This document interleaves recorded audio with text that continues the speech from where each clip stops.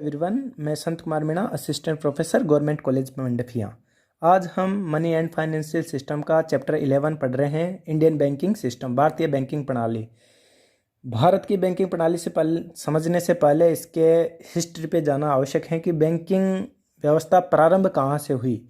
तो सबसे पहले विश्व में 1609 में पहला आधुनिक बैंक की स्थापना हुई थी और वो बैंक था बैंक ऑफ एम्स्टर्डम, जिसकी स्थापना 1609 में हुई और उसे 17वीं शताब्दी का महान बैंक कहा जाता था या कहा जाता है, माना जाता है। उसके बाद 1619 में जर्मनी में स्थापना हुई थी बैंक ऑफ हमबर्ग की। उसके बाद 1694 में इंग्लैंड में बैंक ऑफ इंग्लैंड की स्थापना हुई, जिसे आधुनिक बैंक व्यवस्था की सबसे प्राचीन इकाई माना जाता है। यह भी कई बार एग्जाम में पूछा गया है।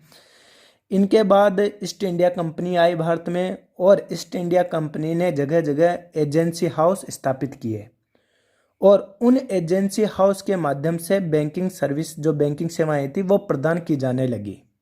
ईस्ट इंडिया कंपनी का आगमन हुआ, ईस्ट इंडिया कंपनी आई, उन्होंने एजेंसी गृह स्थापित किए जगह जगह और उन एजेंसी गृहों के माध्यम से बैंकिंग सेवाएं प्रदान की जाने लगी।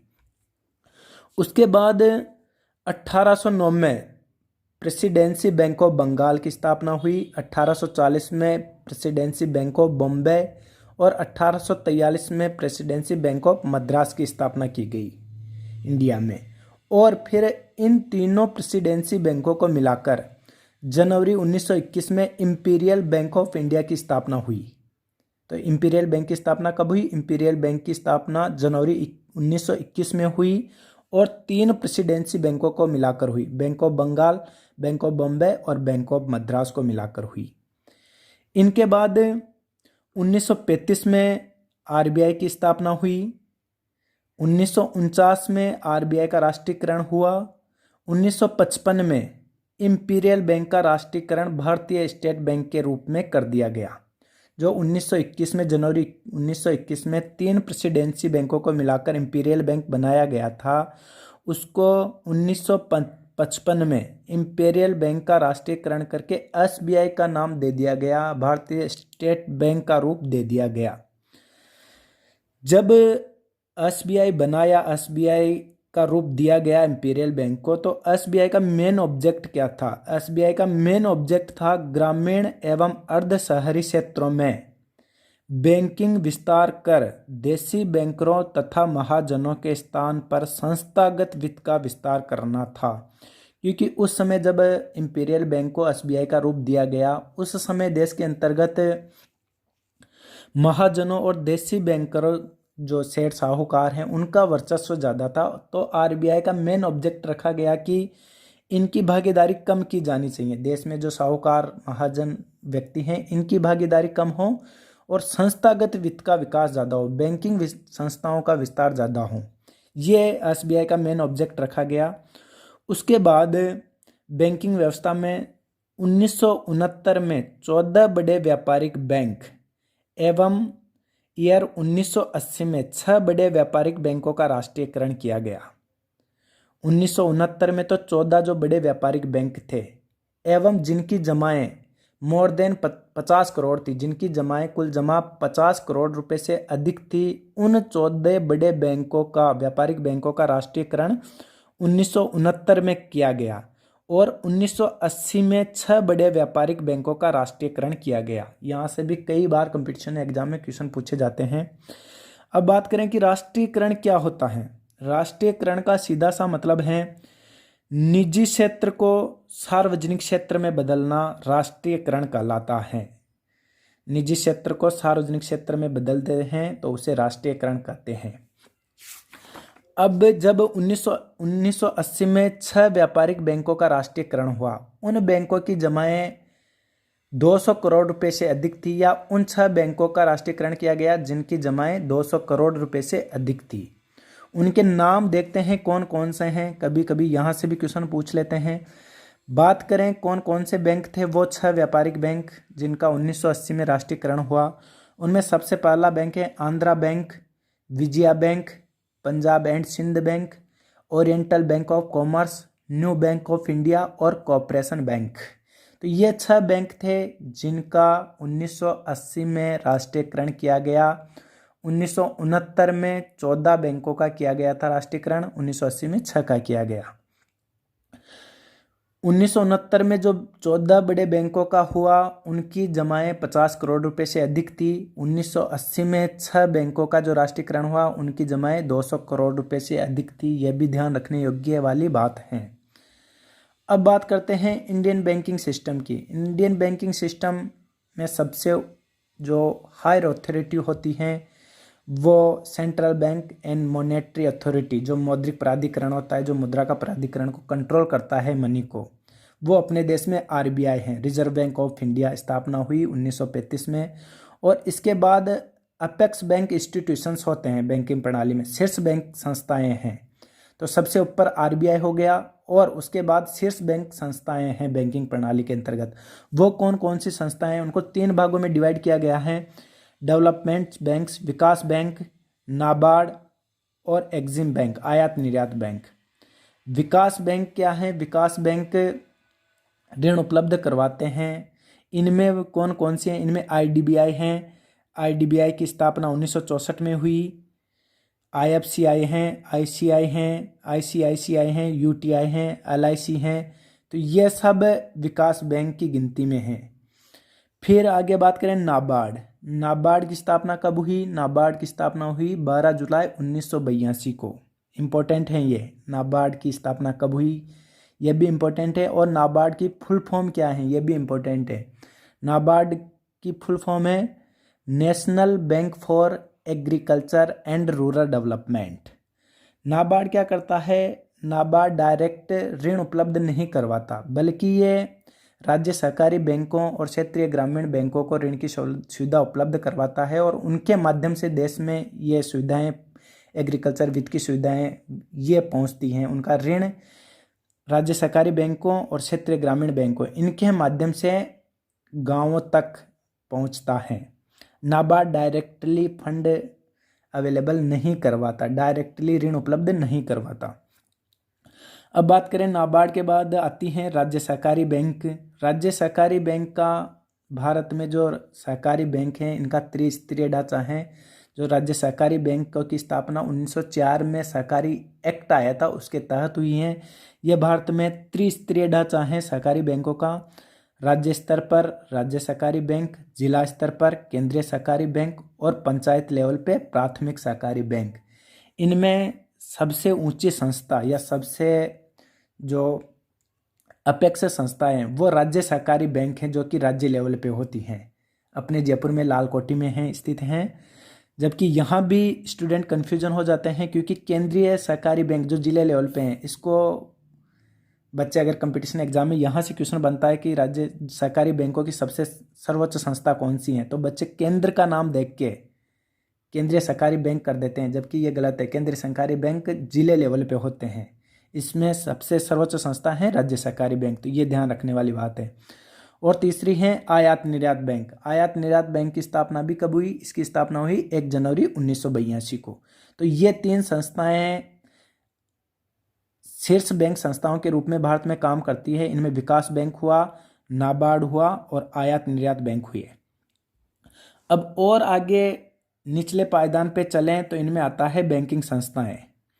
बैंकिंग संस्थाओं को पुनः 4 भागों में डिवाइड किया गया है। व्यापारिक बैंक, सहकारी बैंक, भूमि विकास बैंक और औद्योगिक बैंक। एक एक की बात करते हैं। व्यापारिक बैंक। व्यापारिक बैंक वो बैंक होते हैं जिसे अनुसूचित बैंक भी कहा जाता है, जो आरबीआई की द्वितीय अनुसूची में शामिल होते हैं। व्यापारिक बैंक, इनको पुनः डिवाइड किया जाता है व्यापारिक बैंकों को सार्वजनिक क्षेत्र के बैंक, निजी क्षेत्र के बैंक और क्षेत्रीय ग्रामीण बैंक। इस प्रकार व्यापारिक बैंकों को 3 भागों में बांटा गया है। सार्वजनिक क्षेत्र के बैंक, निजी क्षेत्र के बैंक और क्षेत्रीय ग्रामीण बैंक। सार्वजनिक क्षेत्र के बैंक जिनका 51% शेयर होल्डर या उनकी भागीदारी सरकार के पास है, 51% से ज़्यादा उन पे कंट्रोल सरकार का है, क्योंकि उन पे 51% से ज़्यादा हिस्सेदारी सरकार की है। इस वजह से सार्वजनिक क्षेत्र के बैंक कहलाते हैं। सार्वजनिक क्षेत्र के बैंक इन प्रेजेंट में टोटल 12 हैं, उनमें भी एक एसबीआई है। सार्वजनिक क्षेत्र के बैंक को भी पुनः 2 भागों में बांटा गया है, स्टेट बैंक ग्रुप और अन्य राष्ट्रीयकृत बैंक। इसमें एक एसबीआई आ जाएगा और अन्य राष्ट्रीयकृत बैंक आ जाएंगे। इस प्रकार सार्वजनिक क्षेत्र के बैंक की बात करें तो इन प्रेजेंट 12 हैं, इनमें 12 में एक एसबीआई आ गया और 11 अन्य राष्ट्रीयकृत बैंक शामिल हैं। इस वजह से सार्वजनिक क्षेत्र की बैंकों की संख्या इन प्रेजेंट 12 हैं। ये भी ध्यान रखने योग्य बात है। निजी क्षेत्र के बैंक इन प्रेजेंट में टोटल 22 हैं। जो निजी क्षेत्र में जो बैंक कार्यरत हैं उनकी संख्या 22 है। और क्षेत्रीय ग्रामीण बैंक, क्षेत्रीय ग्रामीण बैंक की स्थापना कब हुई? 2 अक्टूबर 1975 को आरआरबी की स्थापना हुई और वर्तमान में 56 आरआरबी क्रियाशील हैं, कार्यशील हैं। 56 क्षेत्रीय ग्रामीण बैंक हैं। 1987 के बाद नया कोई भी आरआरबी बैंक स्थापित नहीं हुआ है। अब इसके बाद ये तो था व्यापारिक बैंक की स्ट्रक्चर, उसकी संरचना थी। व्यापारिक बैंकों को 3 भागों में डिवाइड किया गया था, सार्वजनिक क्षेत्र के बैंक, निजी क्षेत्र के बैंक और आरआरबी। सार्वजनिक क्षेत्र के बैंक को भी 2 भागों में डिवाइड किया गया है, स्टेट बैंक ग्रुप और अन्य राष्ट्रीयकृत बैंक। दूसरा निजी बैंक और आरआरबी। इनकी संख्या की बात कर लें तो सार्वजनिक क्षेत्र के बैंक अभी 12 हैं, इसमें एसबीआई भी शामिल हैं। और निजी क्षेत्र के बैंक 22 हैं इन प्रेजेंट में, आरआरबी अभी 56 है। दूसरा है सहकारी बैंक। सहकारी बैंक अभी अपन ने ऊपर पढ़ ही लिया। सहकारी बैंक 1904 जो एक्ट आया था 1904 में, उसके तहत सहकारी बैंकों की स्थापना हुई थी। सहकारी जो ढांचा है यह त्रिस्तरीय है, राज्य स्तर पर राज्य सहकारी बैंक, जिले स्तर पर केंद्रीय सहकारी बैंक और पंचायत स्तर पर प्राथमिक सहकारी बैंक। अब बात करते हैं भूमि विकास बैंक। भूमि विकास बैंक क्या होते हैं? भूमि विकास बैंक यह सहकारी, अर्ध सहकारी या गैर सहकारी संस्थाएं हैं। ये क्या करते हैं? ये भूमि को बंधक रखकर भूमि पर स्थायी सुधार करने के लिए दीर्घकालीन ऋण प्रदान करते हैं। ये भूमि विकास बैंक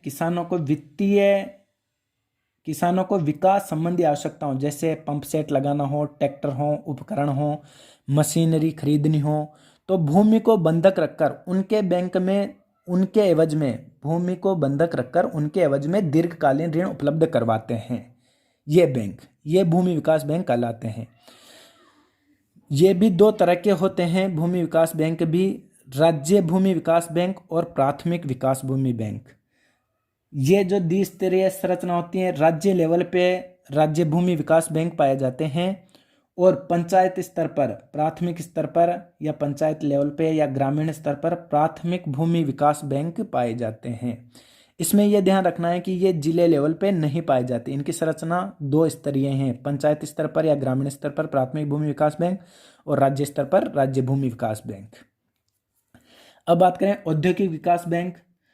औद्योगिक विकास बैंक ऐसी विशिष्ट संस्थाएं होती हैं जो उद्योग एवं आधारभूत ढांचे के विकास के लिए तो ऋण उपलब्ध करवाती ही हैं, साथ ही साथ प्रबंधकीय एवं तकनीकी विपणन आदि कार्यों के लिए भी सुविधा एवं सलाह प्रदान करती हैं।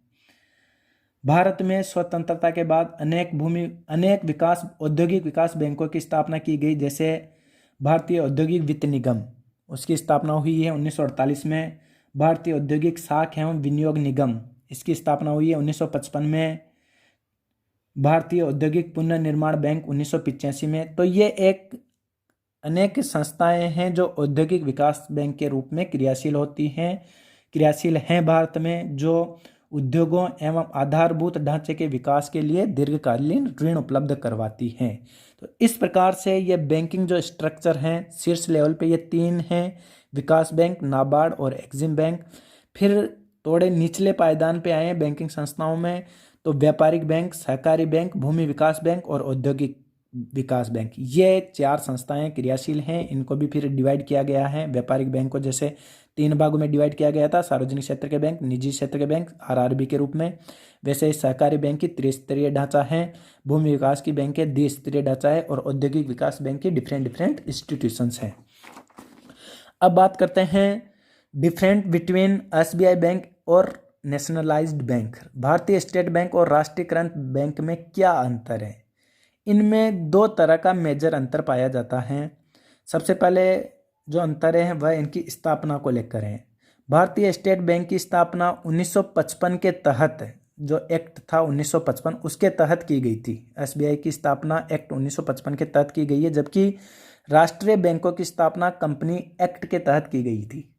तो ये एक स्थापना को लेकर इसमें डिफरेंट था। और दूसरा अंतर विशेषाधिकार को लेकर है। एसबीआई भारतीय रिजर्व बैंक के एजेंट के रूप में कार्य करता है। इससे तात्पर्य जहां आरबीआई की शाखाएं नहीं, जहां जिन राज्यों में आरबीआई की शाखाएं नहीं हैं वहां पर एसबीआई आरबीआई के एजेंट के रूप में कार्य करता है। एसबीआई को विशेष एकाधिकार या विशेषाधिकार प्राप्त हैं इस मामले में, जबकि राष्ट्रीयकृत बैंकों को ये विशेषाधिकार प्राप्त नहीं हैं। जो नेशनलाइज्ड बैंक हैं ये आरबीआई के एजेंट के रूप में कार्य नहीं करते। तो ये दो मुख्य अंतर हैं एसबीआई और राष्ट्रीयकृत बैंकों में, उनकी स्थापना को लेकर और विशेषाधिकार को लेकर। धन्यवाद।